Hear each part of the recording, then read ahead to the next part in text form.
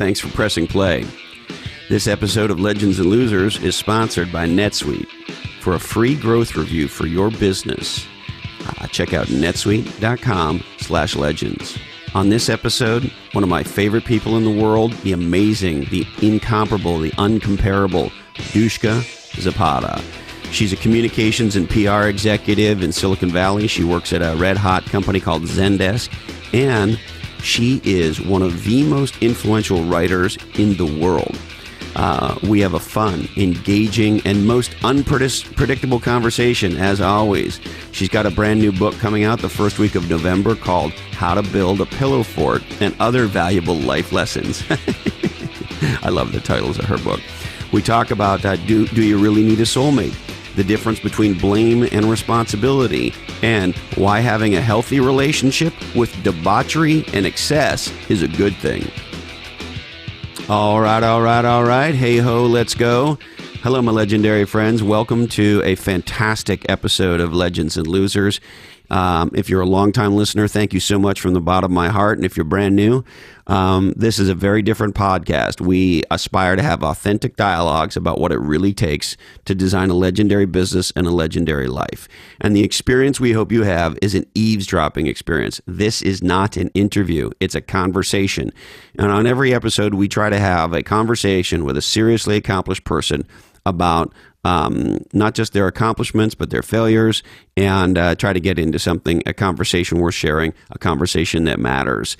On this episode of Legends and Losers, I just couldn't be more stoked about sharing it with you, because Dushka is an incredibly special person. Here she is, the amazing Dushka Zapata.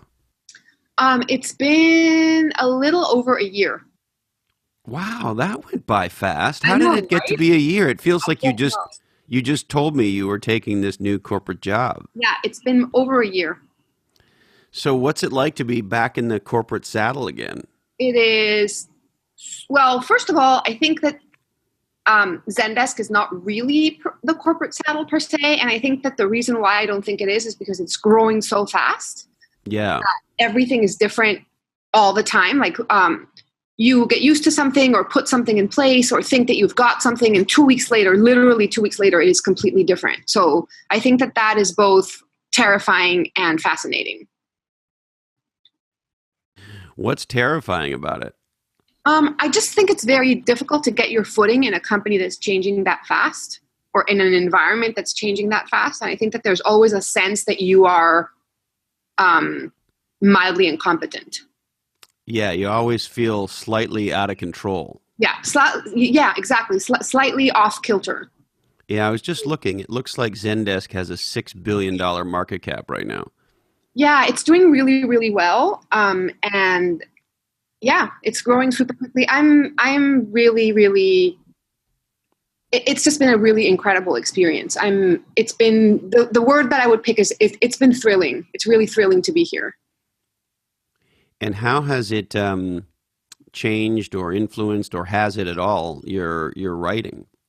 Yeah, I think everything that happens to me, including this conversation, influences my writing, because my life informs what I write. I write every single day, which means that the material for my writing is happening around me. So I would say every insight I get, or every fear I feel, or every time I feel off kilter, and I realize how much it gives me to not feel safe, and how important that is for me and for my life, it informs my writing. So I would say a lot. Why is it important to not feel safe? Because being in your comfort zone is gray. Say more about that, Dushka. I think that the best experiences that I've ever had have been when I'm off balance, when I'm like not sure what I'm doing, or not really sure what's going to happen later, or not really sure what the next step is going to be. I think that that's when life is at its most interesting. And I think that it's really exciting to trust that you've got it, even if you don't know what it is.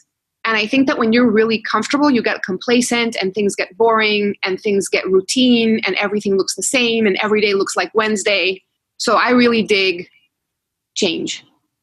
It's funny you say that. I'm reminded we had Professor Tina Selig on the podcast, and I forget exactly her words, so I'm sort of paraphrasing, but she sort of said crisis or chaos is sort of great for creativity. Yeah, I think a few things are good for creativity. I think the first, if I were to rank them in order, I would say the first is time alone. I think we really underestimate the importance of doing nothing and just resting and like breathing and like lying in the grass and watching the clouds go by and telling yourself that you don't have anywhere to go. I think that we underestimate that. And I think that without that, it's impossible to be creative because creativity needs you to be idle to really happen. And I also think that if you have a routine and your life is the same, people ask me, how is it possible that you don't run out of things to write about? And I say, I will run out of things to write about the day that I run out of a life, right?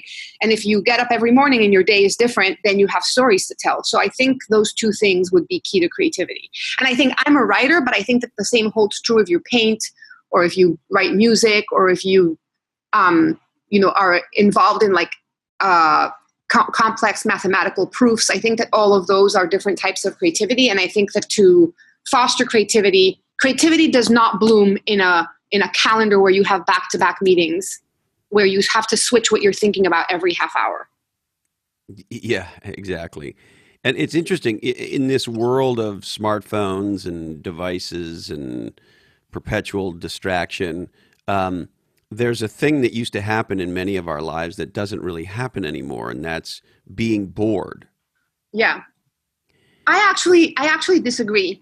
I think that we can be bored and be distracted. I think that those two things they're not a dichotomy. I think that you can be really, really bored and perpetually distracted. And I think that leads to a sense of anhedonia, which is an inability to feel pleasure because you are entertaining your brain with something that isn't real entertainment. You're just kind of feeling a distraction after distraction after distraction. And I think that leads to burnout.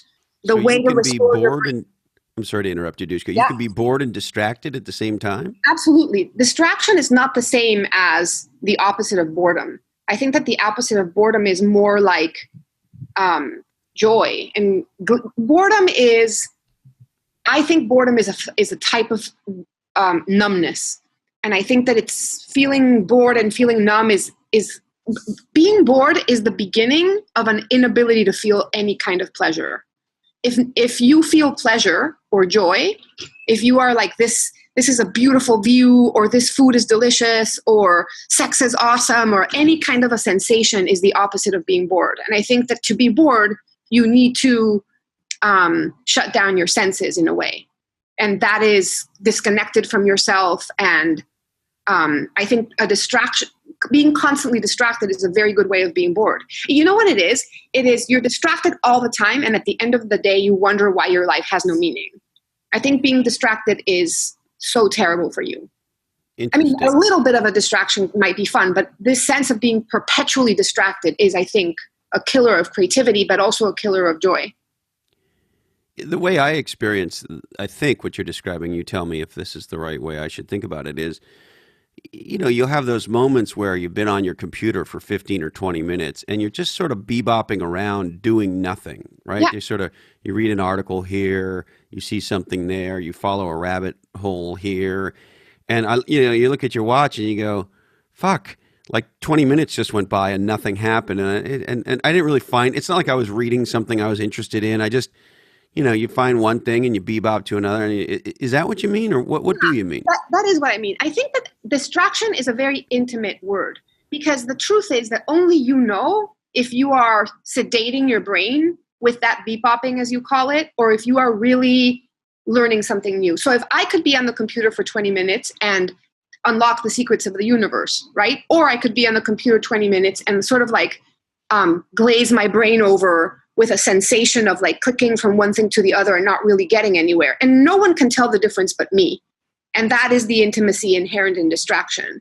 And I think that if you are searching for a way to kill time, which is incredibly ironic, or if you're searching for a way to sort of like numb yourself, distractions are plentiful. And I think that if you're looking for a way to find something or learn something or create something, it feels completely different. I think that the constant tension for humans is, or maybe that's just me, is the tension between I really want to be comfortable because that's what my system has learned how to do, because comfortable is comfortable. And there is a numbness in feeling always comfortable that I need to fight against so that I don't go on automatic. So there are mornings where I get up, and between the time that I get up and I get on the bus, I don't remember exactly the mechanics of like brushing my teeth and like washing my hair and like getting breakfast and getting coffee. And I get on the bus and I'm like, what just happened? Or I go through the motions at work and I feel that I'm on automatic. And if you change your routine, and if you put some thought and some presence and mindfulness into what you're doing, then you're not on automatic. You are the opposite of being on automatic is you are alive. You are awake. And I think that's a decision that you have to make. And I think that it comes out of that breaking of the routine and not doing the same thing over and over and being present and not going on automatic. But I think you have to resist your own impulse to make things easy, to make things the same, to make things comfortable. So making things uncomfortable is in effect a way of resisting your most basic instinct, which is I just want to be comfortable. Yeah, it's interesting you say that. I find that a regular refrain in my brain these days is we have confused, or maybe I should say I have confused comfort and aliveness, right? We seem to live in a world that teaches us that as we become successful, what we're able to do is be comfortable. And look, there's a certain level of being comfortable that's awesome. And I'm like anybody. I like to, sit down on the couch and crack open a cold one and maybe watch a movie or read something or just be comfortable or hang out and talk. But the reality is, it is rarely the things that make us comfortable that make us feel alive. I agree. And I think feeling alive is the best thing. I think feeling comfortable and feeling alive are at odds with each other. And I think that if you get too comfortable, you start wondering what it's all for, because you start losing yourself. And I think that you start being more and more afraid. And I think that the more you bet on yourself and the more you trust that you'll be able to work it out, or, not, the more you are alive. And just to go back to what began this conversation is, in this job, I am not doing things every day that I know how to do. A lot of what I do is like, I don't know, I think I can give it a shot. And I think that is incredibly scary. And I think it's also awesome. And I think it's interesting. And it teaches me that, not all of the time, but most of the time I can actually figure it out. And I think that inherent to being uncomfortable is learning to trust yourself and having faith in yourself and realizing that really what you need is you and not anyone else. No one else is going to save you, which actually brings me to the answer that I wanted to read you today.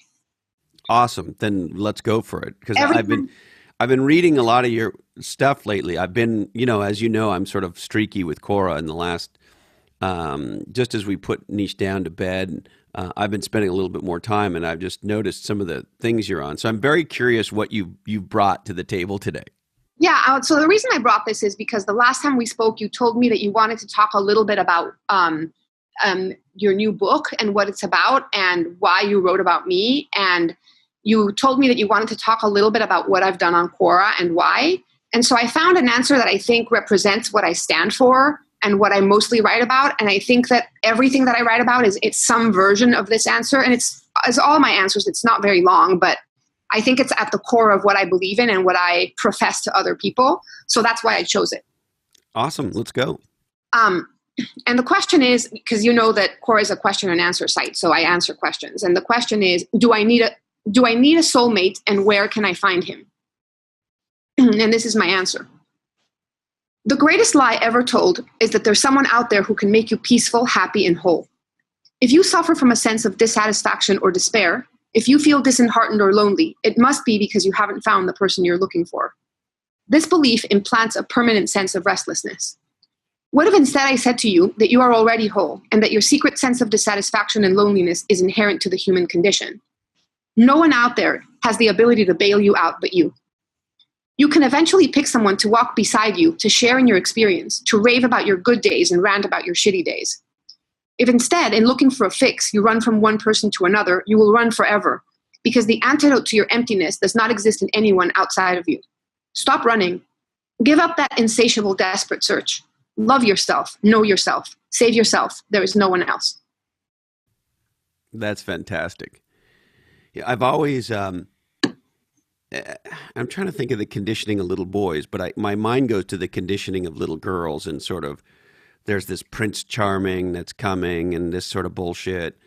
And then, look, and I don't mean to throw the movie under the bus. It's a fun movie, but the I think of it as the Jerry Maguire crowd. You know, this. You complete me. Yeah, and that I'm 50% and you're 50%, and we come together to make this whole, and you complete me and I complete you, and all that is just an inherently bullshit way of looking at things, because it says to me as the individual that I'm not whole without some other thing or person. Well, it does two things. One is it proposes that you're not whole, which is absurd because we were made whole, every one of us. But the other thing it does is it engenders relationships that are based on codependence. So instead of you expect another person to make you happy, you expect another person to make you whole. And therefore, your relationship is doomed to be unhealthy from the beginning, because you are expecting that another person is going to get you what you can get for yourself. And that is, you're being a baby, literally. A baby needs the baby's parents or, responsible adults to keep it alive. And then as you grow, you don't need other people to keep you alive and happy and healthy and well. And you never detach from that sense of, I need other people to help me, to decide for me, to make me whole. And you destine yourself to unhealthy relationships. And so so I agree with all of that. That's been my experience as well. And in addition to that, our relationship with others is the source of so much of the goodness in our life. I think about this a lot, that, the worst punishment we give in our society to people is solitary confinement. And so I think about that and go, wow, human beings need relationships so much that our idea of a torturous punishment is being left alone in a room by ourselves. Yeah, and I think that is the difference between being interdependent and being codependent. So one thing is to say, I need other people. And the other thing is to say, without you, I will die if you leave me. Those are two completely different things. One is the recognition that we are social creatures, and rely on others to be happy and healthy and create community. And the other is to say, I need you to make me happy. I think that the analogy that I would use would be swimming. So say that you take me surfing and I fall off my board. So I'm so incredibly terrified that I cling on to you to save myself. What do you think will happen to you if you are incredibly tired and you have someone like me clinging onto you for my own survival? There's a chance you'll drag me under as well. That's right. So swimming together is going to make me feel happier and safer than if I'm swimming alone, but I still need to swim for myself. And that is the difference. The same thing happens when you go on camping. You don't carry, I love you and I need you, but I carry my own pack. If you have to carry my stuff, that makes me not interdependent, like we're going camping together. It makes me dependent on you, and you literally cannot help anyone else but you. Yeah. And then the same holds true for addiction. If you have a significant other that is an alcoholic or, in any way addicted to anything, you can't save that person. The person can only save themselves. So I think we confuse interdependence with codependency and with dependency. And I think that we just wonder why the other person, why aren't you doing your job and making me happy? And it's like, I can't. Even if I wanted to, I can't. Yes. Right? I think that's just a really important distinction. I think many of us, certainly myself, this has been true, where you're, for whatever reason, you fall into this trap where you're trying to make somebody else happy, and you work on it. And in some cases, you work on it for years, and you can't make somebody else happy. And, I know other people in my life have tried to make me some other way than I am. And, they've had very limited success in That's right. And doing that. it's also really presumptuous for me to say that I can make you happy. Like, what gives me that kind of power? And I'll tell you something. I have worked really hard on myself to figure out what is going to make me happy. So the assumption that someone else can like know better than me what's going to make me happy, I think is kind of condescending. You know, it's like going out on a first date and having the guy order for you from the menu. It's like, you don't know what I like. Like, I mean, I appreciate it, but can you let me order for myself? That So, seems like a weird thing on a first date. but I think it's very similar to I can make this other person happy. You know what I mean? Like, it's very, very similar. So I think that, and I think that if you want to take that to the extreme, like making someone happy and being unable to, like there's a tragedy in that, right? But there's a small tragedy. What if you want to, what if you say, this guy is addicted to, I'll say alcohol, and I think I can save him. I think that many of us have this complex of like, I'm the hero and I can save this person. I will save you with my love. And that's a little bit even, I mean, that's a real tragedy because you think that the other person's life is in your hands. And at the end of the day, the person has to say, my name is X and I'm an alcoholic in order for the healing and if there's to be any recovery, that's how it starts, with you owning your own shit. And I think that the realization that your life is your own and that you can save you and you can make you happy and you're not here to save others or make others happy is incredibly empowering and incredibly freeing. You are not here to take care of other people. You are here to take care of yourself. Yeah, that's right. And what I have found in relationships is a powerful relationship is two people who, in general, have their shit together. Absolutely. And what I mean by that is their relationship with themselves is complete. And Yes. even if there's things they don't like about themselves, or even if there's most of us are working on things. We're trying to learn things or get fitter or healthier or learn more about, Italy or whatever the fuck it is we're doing, right? Most of it, human beings are always working on shit. We're a work in progress, all of us. And so if you're willing to accept, if you're complete with that you're a work in progress, right? Then that's a very different place to come into a relationship as opposed to who I am is not complete. That is to say, something is missing, and you, this other person, whether it's a romantic interest or, could be a business partner, could be a collaborator of some sort, a sports partner, whatever it is, right? Some other person, quote unquote, completes me. It leads to a fucked up, disempowered paradigm in your head. Yeah, well, I'll tell you what else it leads to. It leads to the replication of what happens to you with one person happens to you with everyone. Like, I'll give you a classic example. Why does everyone I date cheat on me? Why?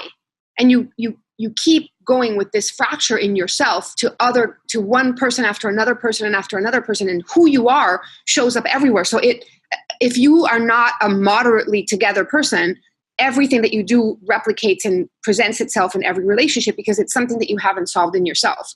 And, the question is not, why does everyone cheat on me? The question is, why are you attracted to men who cheat on you?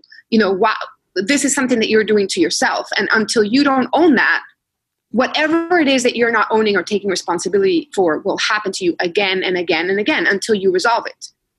Yeah, the thing I love about that, and I remember when I first heard this, it was a real eye-opener.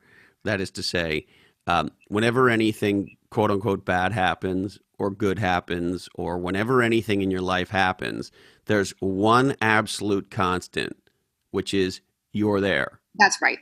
The common denominator is you. And so how do you think about taking responsibility for that, but at the same time not beating yourself up? So if I'm somebody who continuously finds myself in relationships where the other person cheats on me, how do I, on one hand, own that that's what's going on and that it's up to me to take responsibility and therefore do what I need to do to move beyond that, if I could put it that way, but at the same time not beat myself up and make myself wrong and, the nobody loves me, everybody hates me, I'm going to eat some worms kind of mindset? Yeah, well, I think first of all, it's a phase. I think it's normal for you to go, oh my God, my life sucks and I suck. And that's kind of what you have to get through in the beginning. But then after a while, you make a distinction between blame and responsibility. The fact that this is not my fault does not mean that I'm not responsible. Because if I'm responsible, I have the power to change it. So blame is you point your finger at someone else and relinquish all your power. So if it's always someone else's fault, you can't fix it. So to me, it's about saying, how can I see this so that I'm responsible so that I can fix this? Not because it's my fault, but because I want the power back. Yeah, that's an incredibly powerful thing. And, I was just talking to my buddy Hal Elrod, and this is a guy who has had some pretty unfortunate things happen to him. As a young man, gets hit by a drunk driver and actually dies, gets brought back to life. And then the recession hits and wipes him out as his sort of second career is taking off, and he's got to overcome that. And then he overcomes that. He becomes this famous writer. He wrote The Miracle Morning and all that good stuff. And then he gets hit with cancer. and he talks about like how much adversity, like what, Lord, how much adversity do I have to, like, why do you have to keep teaching me this, Yeah. right? But it's this weird thing when you say, I'm going to choose cancer. Yeah. In the context of, I'm going to own my cancer as opposed to be a victim of it. Yes, exactly. And I think being a victim is incredibly disempowering. I think it's terrible. And this is not to say that there aren't legitimate victims out there, but if you change your perspective, you put yourself in a place where you have a little bit more power. Yeah. Now, I've been, as I said, I've been reading a bunch of your stuff lately, and there was something you wrote pretty recently. The question was, are you currently with someone you met online? Yeah. And you shared how you met your boyfriend, who, of course, you call boyfriend, on OkCupid. And in your answer, you said something that kind of stopped me dead in my tracks, Dushka. You said that one of the things on his profile that you liked was that he said that he had a healthy relationship with debauchery and excess. Yes. So tell me about, A, why that statement attracted you, and B, you guys have been together for quite some time now. I want to unpack with you this sort of healthy relationship with debauchery and excess. Yeah. So first of all, that's his line, not my line. I understand. In his profile. I don't want to take credit for it. So he said in his profile, I have a healthy relationship with debauchery and excess. And I thought that was really fascinating. And the reason I thought that's fascinating is because I'm a person of extremes. I'm all in or not. So for me to, like if there's cake and it's delicious, I will eat the cake. If there's a gigantic bag of chips and it's like they're crunchy and salty and delicious, I will eat the bag of chips. So I don't understand people who like have a piece of chocolate and like eat just a little square and then leave the rest of the chocolate for later. I wish I could do that, but it's just not in my personality. So I am very aware that it's easier for me to say no to something than to say I will have just a little bit. Having just a little bit doesn't work for me. In order for me to take care of myself, I need to say either yes or no. I can't say, let me just do that in moderation. Boyfriend is the opposite. You can't, sorry to interrupt you, but you can't have just a small piece of chocolate and be done? Can't. No. I will finish the chocolate. I will eat chocolate past the point of comfort. I'll be like, I don't want the chocolate, and I will keep eating it until it's gone. So if I buy a really big tablet of chocolate, it is a catastrophe. I cannot leave it for later. Boyfriend, on the other hand, genuinely has a healthy relationship with debauchery and excess. He really knows how to drink. Like he likes to drink, and he drinks frequently, but he takes breaks. And I've never seen him, with maybe like one possible exception in 7 years, I've never seen him like not have control over the fact, like he gets tipsy and then he like brings it back. He can absolutely have like half a cookie and then leave the other half. So he has a very good handle on his, the poisons that he picks, and he has a very good handle on his vices, and he parties and drinks and eats unhealthy food and, has this life where moderation seems to work for him. I just find that super interesting. We're very different. Yeah, I'm definitely much more like him. And then there's another dimension I'm curious about that may or may not be present, which is other people, the world, society can make you feel bad about drinking too much or, being debaucherous. Um, and so the other thing for me is like owning my debauchery. Like I love that.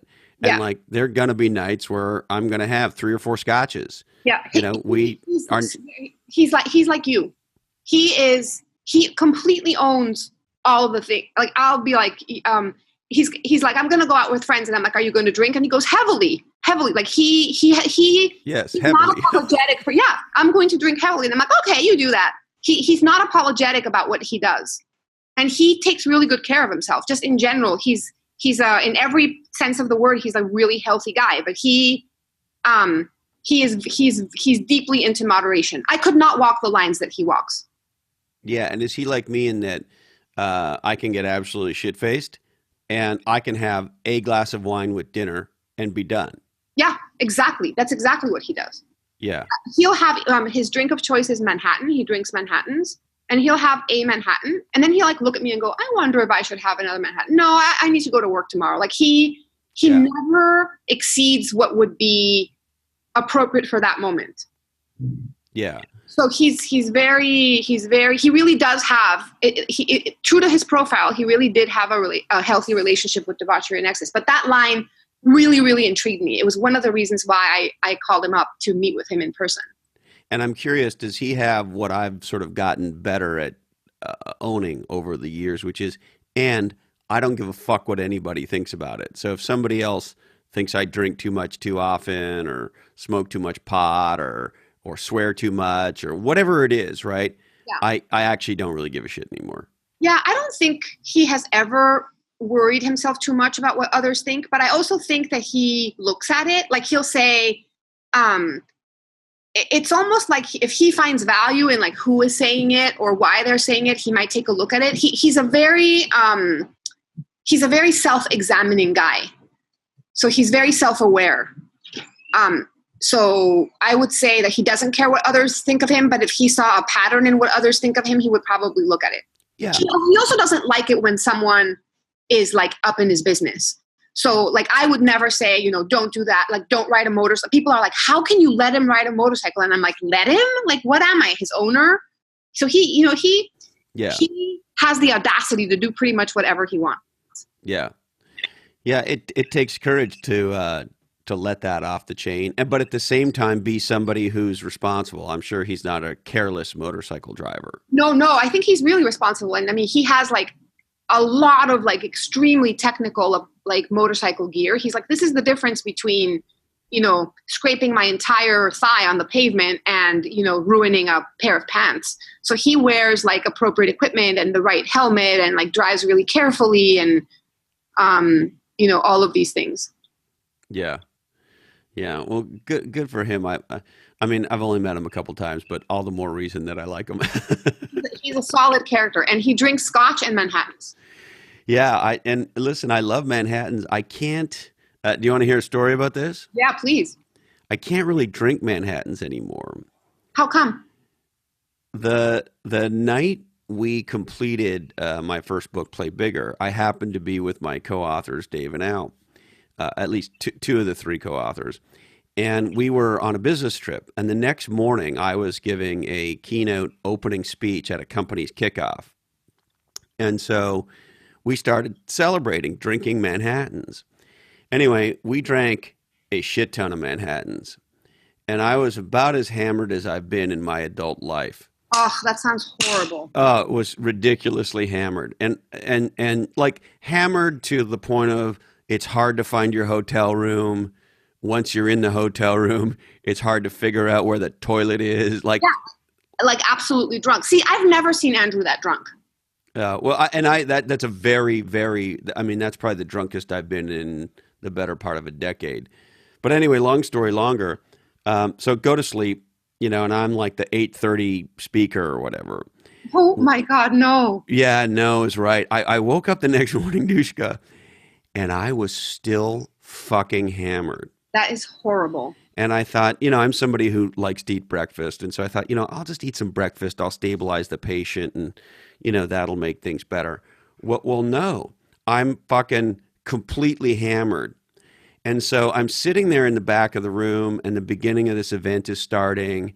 And I'm beginning to have, I always have a little bit of a conversation with myself before I speak, but I have to have a very serious conversation. Pull yourself together, Christopher. Yeah, because I am like still full on fucking drunk. Like, and I don't, I like to joke and say any job worth doing is worth doing drunk. But the reality is I don't give speeches drunk. That's not who I am, right?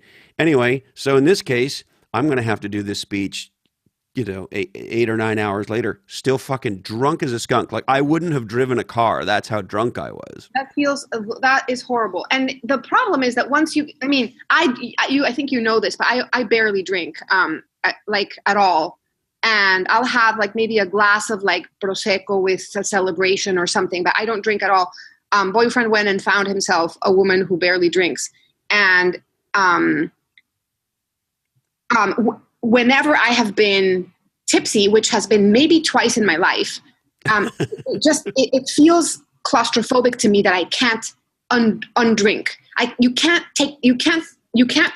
step that back. Like once you're drunk, there's very little you can do. If I have friends that I see, throwing up because they have had too much to drink, and I'm like, I don't know what to do for you. Like you literally have to play this out. It's horrible. To me, it feels horrible. I don't know why alcohol is so popular. It has never felt good to me.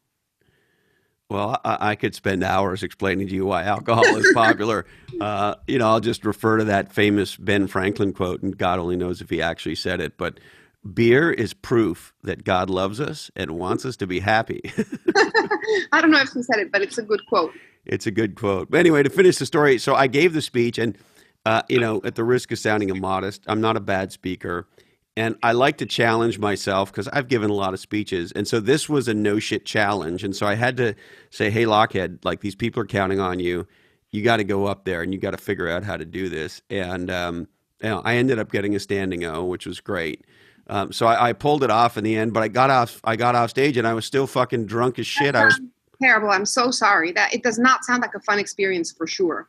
No, it's not something I want to do again. Listen, I'll have a shot of scotch before I go on or something like that. Not always, but on a fairly regular basis. But speaking drunk is not something that I normally do. Knowing when to stop.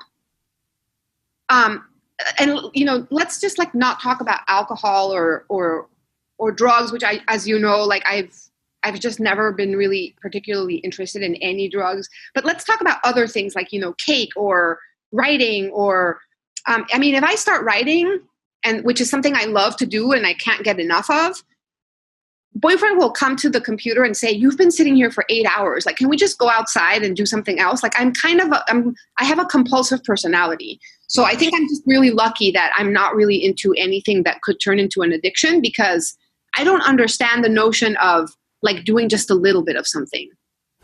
So you can actually write for 8 hours. Oh my God, I can write for a lot longer than that. Wow. Yeah. And when boyfriend comes to you and says, hey, love, why don't we not do that and go for a walk or whatever he might say, do you feel like he's interrupting your flow or do you feel like, oh, it's good because you kind of need a break? Or what's your reaction to?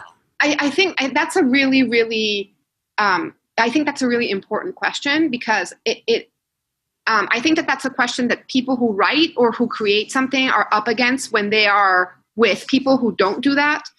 So, if I feel like I have something to write or I'm in the middle of something and he says, let's go outside, my reaction is, you understand nothing. Like you don't understand, step away. It's incredibly intrusive.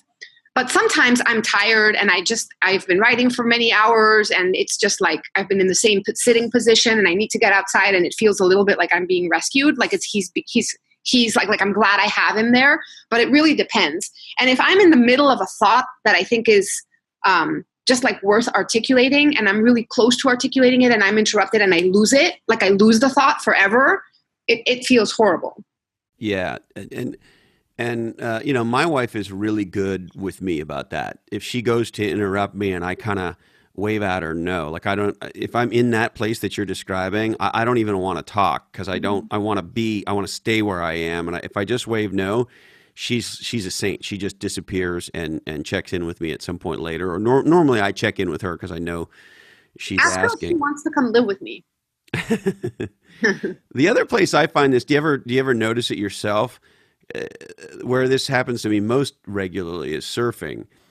I'm somebody who, comes out and, I generally will catch a bunch of waves fairly early in the session, and I'll have, the first 45 minutes I'll be pretty active. And then I'll get to a point maybe 2 hours in, sometimes 3 hours in, depending on how good the surf is. But, maybe it's at the 2.5 hour mark, and I'll have this aha that goes like this. I haven't caught a wave for like 20 minutes. I might be done. And sort of, there's this place where you realize, like, I'm probably done. Do you ever get there, or will you just keep writing until, boyfriend or some other thing pulls you away? I think it depends on the day. But when I was not working and I could just write whenever I wanted, I wrote 10, 12 hours a day.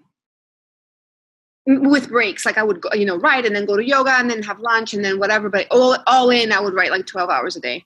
Yeah. And I feel like the more I do it and the more it becomes a discipline, the less I struggle with what to write about. Say more about that. Yeah. So if I come to my computer and I go, I don't know what to write about. And then I start thinking, I just had this conversation with Christopher and he said this, so I should write about this. And then sort of like, just like when you surf online, you described it as going down a rabbit hole. You find something that links to something that links to something. Yeah. For me, writing is a little bit like that. Like I write about one thing and then, it reminds me of something else. And then it reminds me of something else. So I start finding more things to write about.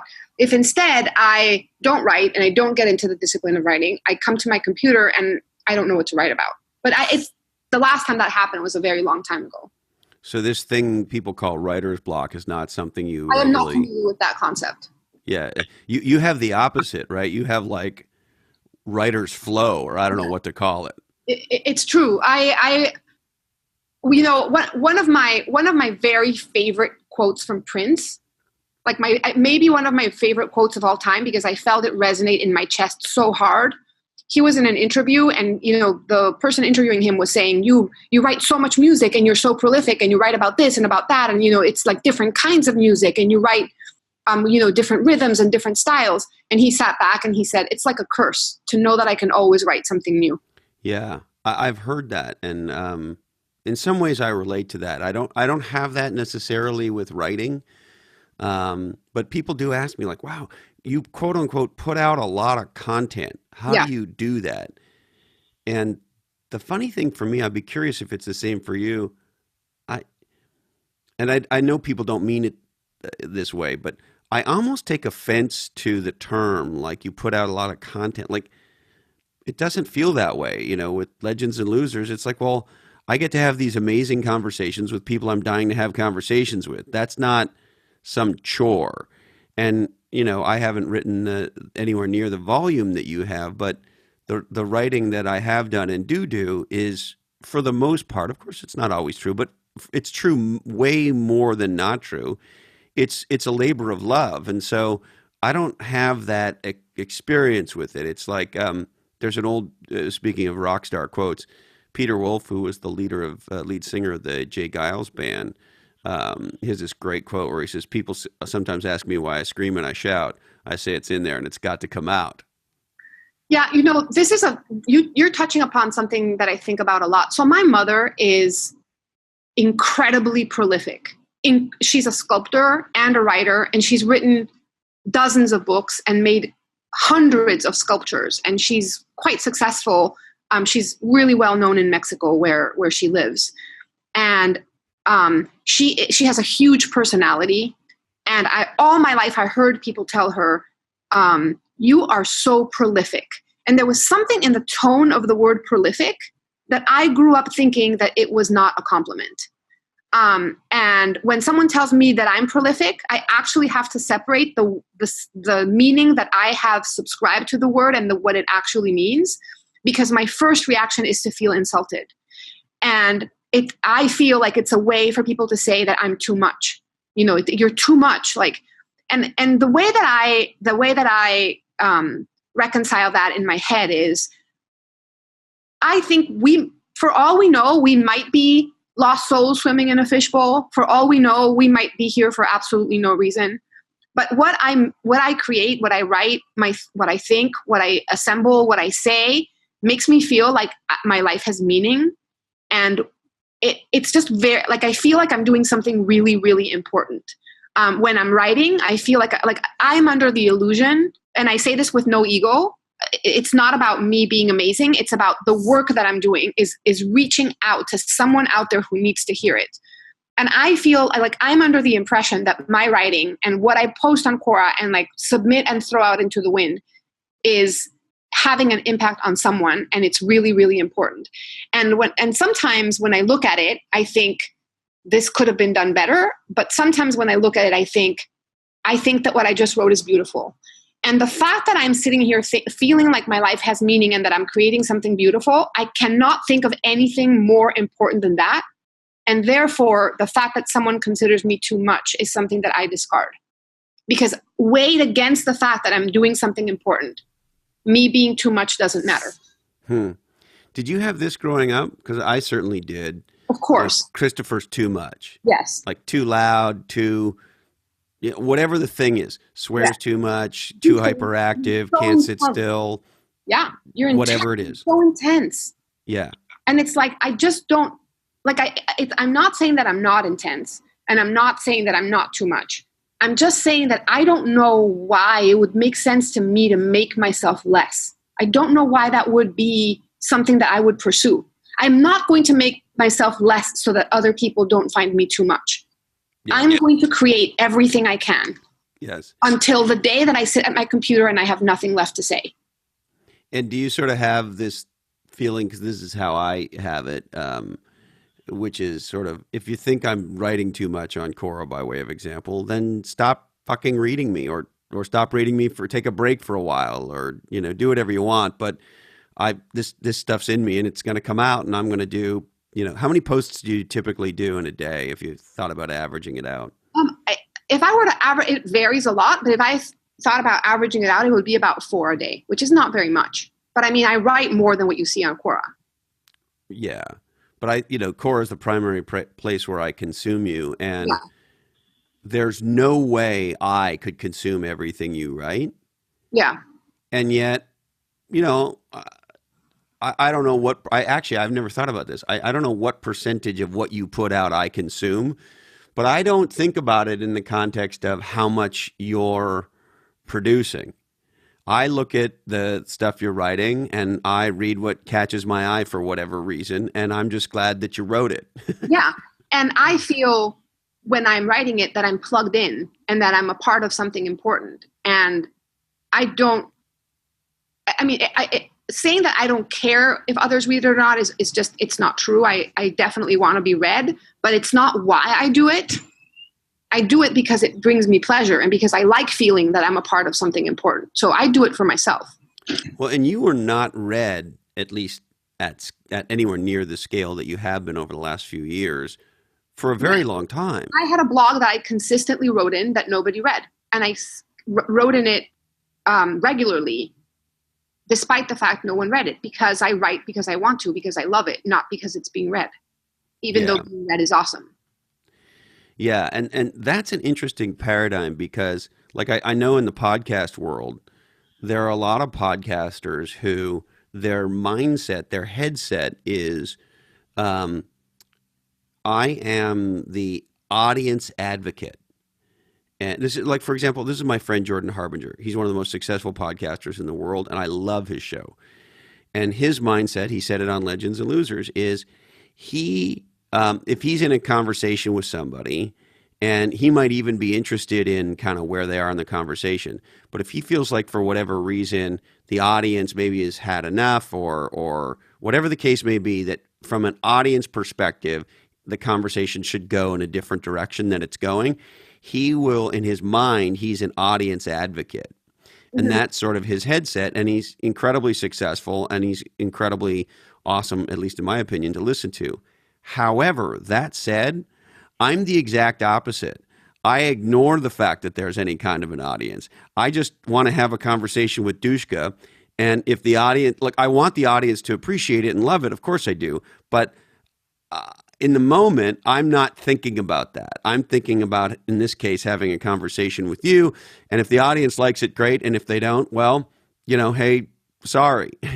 Well, let me tell you, I've never actually done this just because it's not interesting enough for me to put the time into it. But if I gave you an actual snapshot, like if I took screenshots of the comments that I get on Quora, they would go something like this.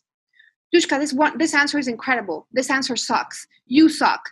You're amazing. I think this is too short. I think this is too long. I think that the use of this word is wrong. I can't believe you chose this word. It's perfect. So if I were chasing what the audience suggests that I do, I would be paralyzed. I would have no idea what to do. So I think it's important that I do what I want, because otherwise I would lose my way completely. So I think different things work for different people. Yeah. But I am not an audience advocate. I am here to tell you something. Basically, something happens to me, an insight. I'll give you an example. Holy shit, other people are not supposed to make me happy. I'm supposed to do that for myself. Oh my God. I should write about this because people believe in soulmates and that other people make them happy. I wish someone had told me. So my drive behind writing is, I wish someone had told me this. Now that I figured it out, I'm going to write about it. And so I write about it. And it's less about writing something it's less about writing something that I want people to like, and more about writing something that I found useful that I'm hoping other people find useful. Yes, that's my headset as well. And it's the exact opposite of somebody like Jordan. Yeah, but I don't think Jordan is wrong. I just think we each do what works for us. Does that make sense? Yeah, I agree, because I love Jordan's show. I think he's a great guy. I've enjoyed very much getting to know him. And yet he and I have a 180-degree difference in how we approach this thing. So I think that the three of us should do a show together and talk about this, because not to convince each other or anything, but just like to present different viewpoints, because, the notion that whatever I learn, I want to share with others so that they find it helpful, about, soulmates and like expecting someone coming in and on a white horse, like you said, and, how some people can handle eating a whole bar of chocolate and other people can't do that, and et cetera, et cetera. I think it's interesting to people to hear how there are different things that work for different people. Yeah, I would love to have that conversation, the three of us. We should do that. Just, by the way, I'm sitting in a conference room that I'm going to lose in about 5 minutes. Okay. Well, then I have one other big thing I really wanted to touch on. Yeah. Now that you're sort of back in the corporate world, in your writing work, you have spilled yourself out in a very open, and I might even say, maybe you'd think about it differently, but in a somewhat vulnerable way. Like anybody who reads your work, you're not writing fiction. You're sharing your life in a very profound way. And so I guess my question in that regard is, as somebody who's so open and so, if I could use the word, vulnerable, but now you're back in the corporate world, how do those things fit in your brain? Yeah, so I'm very open about everything that has to do with me, and very, very private about anything that is not mine to tell. So if you and I have if you go, hey, I want to talk to you, I'm going through some trouble or whatever, and you tell me something and I'm like, holy shit, this would make an amazing story. What I tell myself is, that's not your story to tell. So if I was ever to write about that conversation, I would ask for your permission. And even if granted permission, I would never use your name. So similarly, if there's something that happens in my company, that forget about non-disclosure agreements, just something that I think this happened in a conference room and it would not be appropriate for me to share it, I never share it. Yeah. So basically, to summarize, I share it if it belongs to me. And how do you think about the fact that you can walk into a meeting with somebody that you're meeting for the first time, and they might have consumed, dozens or hundreds of your posts, or they might have read a few of your books, and they sort of have a real sense of who you are, and you're just meeting them for the first time, and it's a quote-unquote professional environment, and the context you write in is a much more personal environment? Yeah, I would say I did this to myself.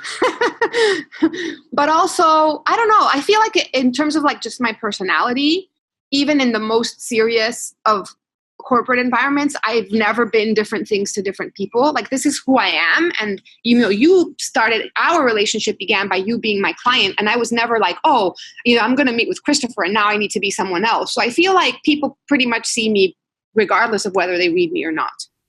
Yeah, very powerful. All right. Anything else before we kick out of this one, Dushka? I love you. Thank you for talking to me. Dushka, I love you from the bottom of my heart. I'm so stoked that you were the first Legends and Losers guest. I'm stoked that you come back. And thank you. And I love you. I love you too. Take care. It was amazing to talk to you. I feel the same. Goodbye, my love. Bye. Whew. I can't believe that I get to have these conversations, and I can't believe that I get to share them with you. If you love this episode as much as I do, please share it with somebody in your life who you think would love Dushka. And make no mistake, your shares on social media make a giant difference. So please share Legends and Losers. Now, I know you're super busy. You're running around the world trying to build a legendary business. And one of the worst feelings in business is not knowing what's going on. Imagine you could look at your smartphone right now and you could get past the cat videos and other crapola on your social feeds and whatever your friends are seeing you, and you could see everything that's going on about your business, the stuff that really matters, accurate revenue and expense forecasts and updates during the quarter, accurate to the minute status of your orders, accurate data about how much cash you have on hand, what's going on with your inventory, or any key metric that matters to you instantly on your phone. That's what you get with NetSuite by Oracle. NetSuite is the cloud-based business management platform that gives you real-time visibility into every component, every aspect of your business. They are number one in cloud ERP. They are the category king. They are the one source of truth for all of the key things in your business, including HR. And NetSuite is surprisingly easy to use and startlingly, you like that? Startlingly cost-effective. And that's why NetSuite is used by many, over 40,000 of the fastest growing entrepreneurial businesses on planet Earth.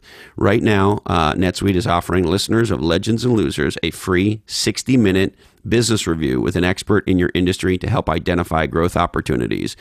So go to netsuite.com/legends to set up your review. And then it's good to know things, and you will with NetSuite. All right. We would like to thank the amazing book from our friend and today's guest, our most frequent guest on Legends and Losers. I love her dearly, Dushka Zapata. Her new book coming out on Amazon.com, How to Build a Pillow Fort and Other Valuable Life Lessons. Speaking of books, the #1 bestseller from Heather Clancy and Christopher Lochhead. Isn't it weird when people talk in the third person about themselves? Niche Down. Go to Amazon.com, and while you're there picking up a copy of How to Build a Pillow Fort and Other Valuable Life Lessons, you can also pick up Niche Down. Spiro, the sales app for salespeople who like to make money. Check out Spiro.ai. Equity Directory, connecting startups and people who want to work with those startups for primarily equity. If you're in the startup ecosystem, you got to be on equitydirectory.com. Now, we know because Google Analytics tells us, it appears that we have a growing audience in Australia. If you're a marketing leader, you're a business leader, you're a CEO, and you want to do something legendary in marketing, check out rapidmedia.com.au. Legendary marketing outcomes in beautiful Australia. Now, are you a thought leader? Get your leading thoughts on some awesome podcasts with interviewvalet.com. They are my podcast booking agent. They specialize in podcast interview marketing, and they'll get your leading thoughts out there. Now, are you feeling a little whelmed? Overly so? Is it time for an assistant? Have you thought about maybe a virtual assistant?